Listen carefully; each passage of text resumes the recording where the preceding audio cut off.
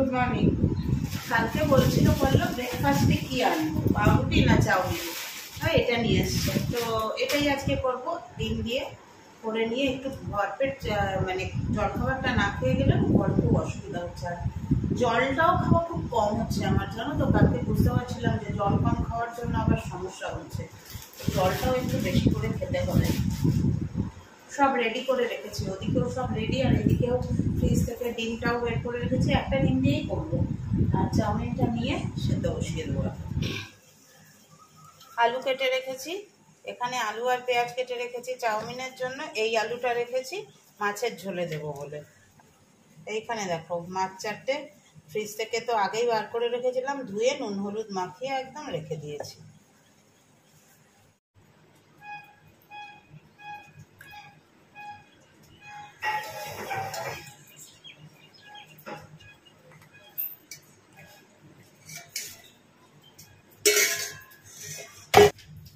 জল জিরা দিয়ে খাই।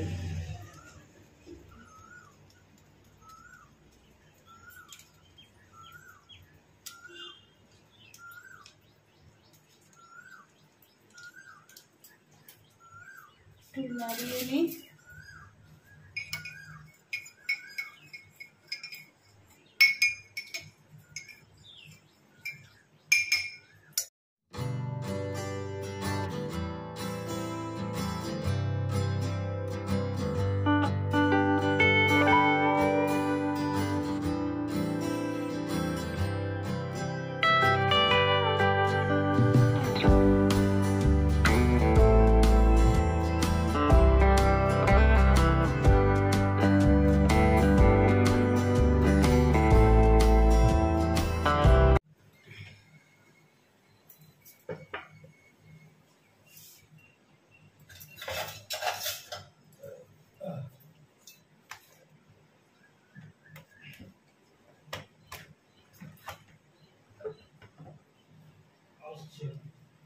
সাবধানে।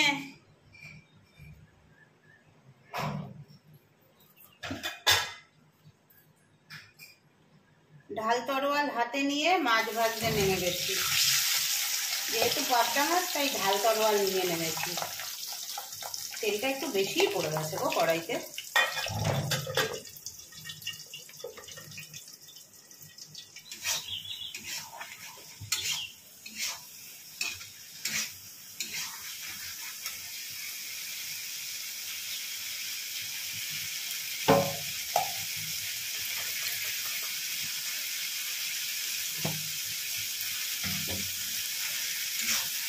রেডি হচ্ছে আমাদের পাবদা মাছের ঝোল। আলু দিয়েই ঝোল করবো, বেগুন নেই। আর এখন বেগুনগুলো না খুব একটা ভালো না। সেদিন যে পুঁটি মাছ বেগুন আলু দিয়ে করেছিলাম, বেগুনটা নিল বটে 80 টাকা কেজি, কিন্তু খুব যে একটা ভালো তা নয়, আমার পছন্দ হয়নি। সেই জন্য বেগুন আর বেশি আনিনি, এমনি এনেছিলাম 2খানা, রান্না করে ফেলেছি। আজকে শুধু আলু দিয়েই করবো।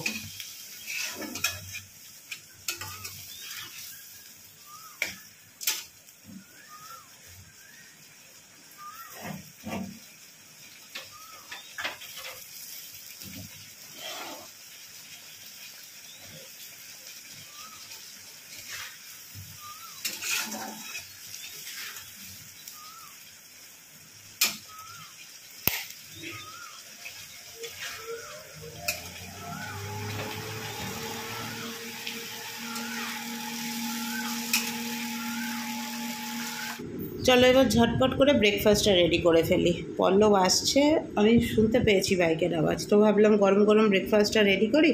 ও এসে দাড়ি কাটতে কাটতে আমার ব্রেকফাস্ট একদম তৈরি হয়ে যাবে। কিচ্ছু না, জাস্ট আলু আর পেঁয়াজ দিয়েছি আর ডিম দেবো, এই দিয়েই আজকে চাউমিনটা বানাবো। চাউমিনটা আগেই একটুখানি গরম জলে ভাপিয়ে রেখে দিয়েছি। ভাপিয়ে মানে ওই জাস্ট একটু জলটা ফুটে ওঠার পরে একটু নুন দিয়েছি, একটু হোয়াইট অয়েল দিয়েছি, দিয়ে দিয়েছিলাম এগুলো চাউমিনগুলো দিয়ে। এবার ওই 5-7 মিনিট রেখেছি, রেখে জল ঝরিয়ে ঠান্ডা জলে ভালো করে ধুয়ে রেখেছি। যেরকমভাবে আর কি চাউমিন নর্মালি বানায় সেটাই করছি। রৌদ্র দেখো কেমন রোদ খেলছে আমার চাউমিনের ওপরে। একদম সাদা চাউমিন, আলু ডিম পেঁয়াজ দিয়ে তৈরি হয়ে গেল। এবার খাবো। এই দেখো সব খাবার রেডি। এই যে পল্লবের জন্য ডাল, আমার মাছ, পল্লবের মাছ, এটা রাত্রের জন্য বড় বাটিতে রেখেছি যাতে বাটি ধরে গরম করতে পারি। ভাত, আমার ডাল, ভাত। আর এইখানে আছে ব্রেকফাস্ট আমার, এটা পল্লবের, আর এটা আমাদের রত্না দিদির। রত্না দিদি এসে গেছে। রত্নাকে আমি দিদি বলি। আমি রত্না, তোমাকে আমি দিদি বলি না?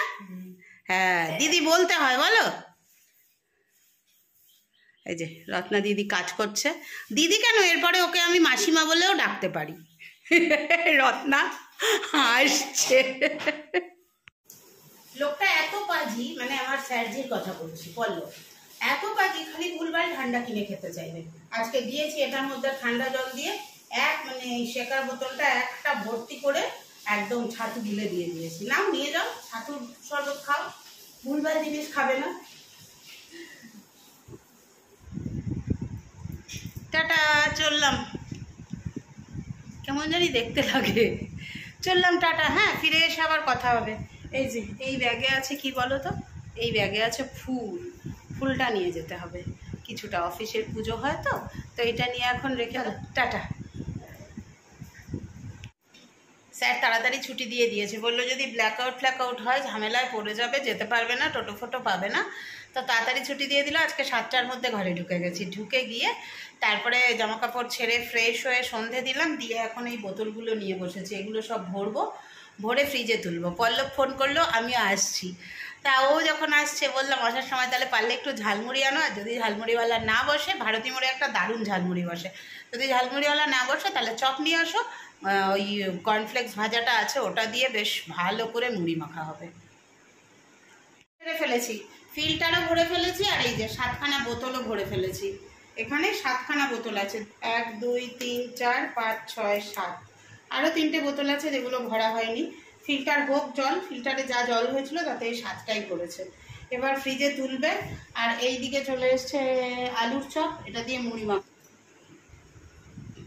এই যে মুড়ি মাখা রেডি। ওদিকে আরেকজনও এসে গেছে, কিন্তু খালি গায়ে, তাই দেখাচ্ছি না। ওই যে হাত বাড়াচ্ছে, দেখেছ? খেয়ে নি।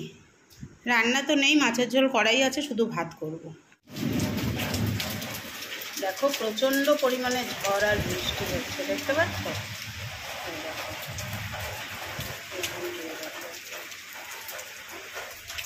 বাইরে যেতে পারছি না কারণ লোডশেডিং হয়ে গেছে। এবার এটা লোডশেডিং না ব্ল্যাকআউট কিছু বুঝতে পারছি না। ঝড়টা এখান থেকে বোঝা যাচ্ছে না, বৃষ্টিটা বোঝা যাচ্ছে। ওই আমার ঘরের ভেতর থেকে ঝড়টা বোঝা যাচ্ছে, এখানেও বোঝা যাচ্ছে, দেখছো? বাইরেটায় যেতে পারছি না, দেখেছ? এরকম জোরে জোরে বৃষ্টি পড়ছে, এইখানটায় পড়ছে, আওয়াজ পাচ্ছে, ভর্তি হয়ে গেছে। ভাগ্যিস পল্লব চলে এসছে, ওইটাই আমার শান্তি। আওয়াজ শুনতে পাচ্ছ? ঝড়ের আওয়াজ, বিদ্যুতের আওয়াজ। অল্প একটু ফুলকপি ছিল, ফুলকপি আর আলু দিয়ে একটু ভেজে নিয়েছি। ভাত আর 2টো পাবদা মাছ আছে দুজনের। এই যে আরেকজন অলরেডি খাওয়া শুরু করবে এরকম বাবা আর কি। চলো খেয়ে নিই। ঘড়িতে সময় হয়েছে 11:15। কাজকর্ম সেরে চলে এসেছি। রাত্রে এখন আর বেশি কাজকর্ম, বেশি খাটুনি কিছুই থাকে না। শুধু ওই আলু আর অল্প একটু ফুলকপি ছিল, ওটা দিয়ে ভেজে নিলাম, আর মাছটা গরম করলাম। একবারেই দুবেলার রান্না করে নিই বটে, কালকে হয়তো একবেলায় দুবেলার রান্না করবো না, কেননা আজকে পাবদা মাছটা শেষ হলো। ফ্রিজে আছে মোরলা মাছ। এবার মোরলা মাছ কালকে হচ্ছে বৃহস্পতিবার, বৃহস্পতি শুক্র শনি তবে আসবে রবি, কারণ সকালে আমার মোরলা মাছ রান্নার টাইম হবে না। সকালে কালকে অন্য কিছু করব, রাত্রিবেলা আমাকে মোরলা মাছটা রান্না করতে হবে, তবে আমি রাত্রে আর পরের দিন খেতে পারবো।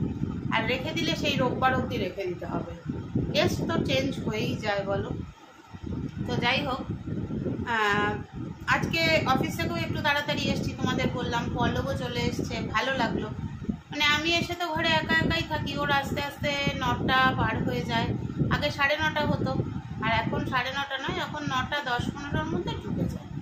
তো 9:30 কি আরেকটু 9:40 হতো, মানে 9:30 ওর ডিউটি শেষ হতো। তো আস্তে আস্তে 9:40 হতো। এখন যেহেতু 9টায় যায় সকালে, তাই 9টার মধ্যেই ডিউটি শেষ হতো।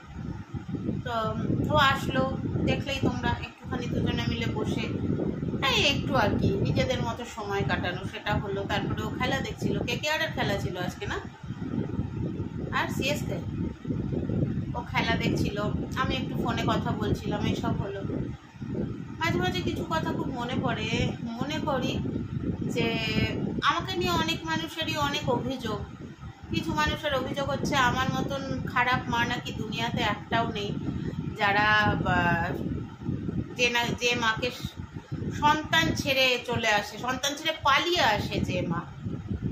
ঈশ্বরের কাছে প্রার্থনা করি, কি পরিস্থিতিতে আমাকে সন্তানকে ছেড়ে আসতে হয়েছে, ছেড়ে থাকতে হয়েছে, সেই পরিস্থিতিতে যে থাকে শুধুমাত্র সেই বোঝে, বাকিরা তো বোঝে না।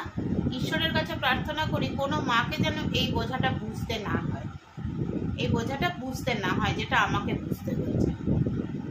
আবার কিছু মাকে দেখি সন্তান থেকেও সন্তানের প্রতি তাদের আমি তো নয় খুব খারাপ মা, আমি মেনে নিচ্ছি আমি খুব খারাপ মা, আমার মতন মা পৃথিবীতে দুটো নেই, মেনে নিলাম। কিন্তু ভালো মায়েদের উদাহরণ বলছি, ভালো মায়েদের উদাহরণ আমার চোখের সামনে দেখা। সন্তান যন্ত্রণায় কাতরাচ্ছে, মা পাশের ঘরে বসে হাহা হিহি করছে আর খাবার খাচ্ছে। আরো অনেক এরকম উদাহরণ আছে। তো সেটাই বলি যে মানুষ কে কিরকম এটা বোঝা খুব মুশকিল, তাই কাউকে দিয়ে কাউকে বিচার করাটা উচিত। যারা বুঝে গেলে। তবে একটা কথা বলে দিই, 2016 সালে আমি একটা অ্যান্ড্রয়েড ফোন ইউজ করতাম, ওটা কি যেন মাইক্রোম্যাক্স না কি ছিল তখন, একটা ফোন বড় করে এম লেখা থাকতো, মাইক্রোম্যাক্সের ওই ফোনটা ছিল। ওই ফোনে আমার কিছু হোয়াটসঅ্যাপের কিছু চ্যাট আছে, কখনো কখনো ডানা ছাটার প্রয়োজন পড়ে, জানো তো? যদি ডানা ছাটার প্রয়োজন পড়ে 2016 সালের কিছু হোয়াটসঅ্যাপ চ্যাট হয়তো বা শেয়ার করতে হতেও পারে, কিন্তু আমি শেয়ার করতে চাই না সেগুলো, কেননা নোংরা ঘাটতে ভাল লাগে না। নোংরা যখন তুমি ঘাটবে না, তখন সেই নোংরার ছিটে ফোঁটা হলেও তোমার গায়ে লাগবে। আর আমাদের স্ট্যাটাসটা তো অনেক উঁচুতে, আমরা নিজেদেরকে টেনে নামাতে পারবো না, সেই জন্য নোংরাটা ঘাটতে চাই না। তবে পরিবেশ পরিস্থিতি যদি সেরকম হয়, নোংরা তো ঘাটতেই হবে। সেটা যাতে না হয়, প্রার্থনা করবো ঈশ্বরের কাছে সেটা যাতে না হয়। শুধু এটাই বললাম, বাড়াবাড়িটা যেন এমন পর্যায়ে না যায় আমাকে 2016 সালে ফিরে যেতে হয়। সেটা খুব একটা সম্মানের হবে মা, যাদের বললাম তারা বুঝে গেছে। যাই হোক, শরীর এখন ঠিক আছে। তোমরা সবাই বলেছো যে দিদি নিজের প্রতি যত্ন নাও, ঠিকই। কি বলতো, ওরকম একটা হঠাৎ করে হয়ে যাওয়ায় না শরীরটা অনেকটা আর কি একটু দুর্বল হয়ে গেছে আর কি। শরীরটাও ঠিক আছে, আস্তে আস্তে ঠিক হয়ে যাবে। খাওয়া দাওয়া ঠিক করবো, আর খাবো কুলেখাড়া খাবো। সবাই বলেছো কুলেখাড়া খাবো, ডিমও খাবো, সব খাবো। আমাকে তো আমার জন্য, আর আমার এই যে একটা মানুষ যে আমার কাছে সন্তান, যে আমার কাছে ভাই, যে আমার কাছে স্বামী, যে আমার কাছে বাবা, যে আমার কাছে বন্ধু, যে আমার কাছে ভালোবাসার মানুষ, এই মানুষটার জন্য তো আমাকে করতেই হবে। এটা মানুষটাকে দেখার কেউ নেই, কোনোদিন কেউ ছিল না, আজও কেউ নেই। একটা কথা তোমাদের বলে শেয়ার করি। কালকে বলেছিলাম না একটা ভালো কথা শেয়ার করব। গতকাল তখন অফিস থেকে তখনও বেরোয়নি, ওই তখন 6টা এরকম হবে। আমার স্টুডেন্টের মা ফোন করেছে, বলছে ম্যাডাম বললাম না ও খেলতে গেছিলো, ফিরে আসলে ঠিকই আমার কাছে ফোন আসবে। তো ফিরে এসেছে, স্কুল তো শুরু হয়ে গেছে, ম্যাডাম আপনি পড়াবেন তো? এখন কি বলি, পড়ানোটা কিন্তু আমার জানো তো ভালোবাসা, আমার নেশা বলতে পারো। অনেক ছোটোবেলা থেকে, উচ্চ মাধ্যমিকের পর থেকে আমি টিউশন করি, তারপরে স্কুলে যখন পড়িয়েছি সে তো পড়িয়েইছি, ছেড়ে দাও। তাহলে ঠিক আছে আমি বাড়ি যাই, আমি তখন অফিসে আছি, আমি বাড়ি যাই, বাড়ি গিয়ে পড়ছি। কারণ পল্লবের সাথে আলোচনা না করে একটা লিপস্টিকও আমি যদি কিনি, যদি অনলাইনেও অর্ডার করি, পল্লবকে আগে বলি তারপরে আমি করি। আর ও তাই, ও যদি বাইরে 1 প্লেট মোমোও খায় তাহলেও বলে খাবো। অবশ্য ওর এই জিজ্ঞাসাটার আরেকটা কারণ আছে, কারণ মোমোটা যেহেতু ময়দার জিনিস, আমি বারণ করবো সুগারের জন্য, সবসময় বারণ করি। আমাদের সম্পর্কটা এরকম জায়গাতে, মানে আমরা কোনো কাজটাই কেউ কাউকে না জানিয়ে করি। তাহলে ঠিক আছে, আমি বাড়ি যাই। তারপরে বাড়ি এসে ওর সাথে কথা বললাম। ও বলছে দেখো যদি তুমি পারো এক কাজ করো, ওকে বাড়িতে ডাকো। কিন্তু বাড়িতে তো ও পারবে না, কারণ ওর বললাম না ও একটুও এসি ছাড়া থাকতে পারে না। ঠিক আছে, কথা বললাম। তো গতকালই যেতে বলেছিল, গতকাল তো আর যাওয়ার মতো টাইমে কথা হয়নি। নেক্সট উইক থেকে এইবার আর সপ্তাহে একদিনই সময় দিতে পারবে, আর বেশি ক্লাস 8-এ উঠে গেছে, তারপরে খেলা আছে, সপ্তাহে একদিন। তো নেক্সট উইক থেকে ওই মঙ্গলবার ঠিক করেছি। আর বলে দিলাম যে আমার দিনটা যেন শুধু আমার জন্যই থাকে, অন্য কোনো টিউশন যেন ওর মধ্যে ঢুকে না পড়ে, কারণ একদিনে পড়াতে হবে মানে অনেকটা বেশি টাইম দিতে হবে। ওই অফিস থেকে ডাইরেক্ট চলে যাব, পল্লব ফেরার পথে আমাকে নিয়ে চলে আসবে। এইটাই তোমাদের সাথে শেয়ার করার ছিল, কালকে বলছিলাম বলবো। চলো আজকের মতো তাহলে সবাইকে tata, bye bye, good night, ভালো থেকো সবাই। যা দেশের পরিস্থিতি তাতে বলবো যাদের সন্তানেরা দূরে আছে তাদের প্রত্যেককেই ঈশ্বর প্রত্যেকের ভালো করুক, কিন্তু যে মায়েদের সন্তানেরা দূরে আছে তারা যেন খুব ভালোভাবে ঠিকঠাকভাবে আবার নিজেদের জায়গায় ফিরে আসতে পারে, এই প্রার্থনা ঈশ্বরের কাছে অবশ্যই করব। সবাই ভালো থাকুক, কারোর যেন কোনো ক্ষতি না হয়।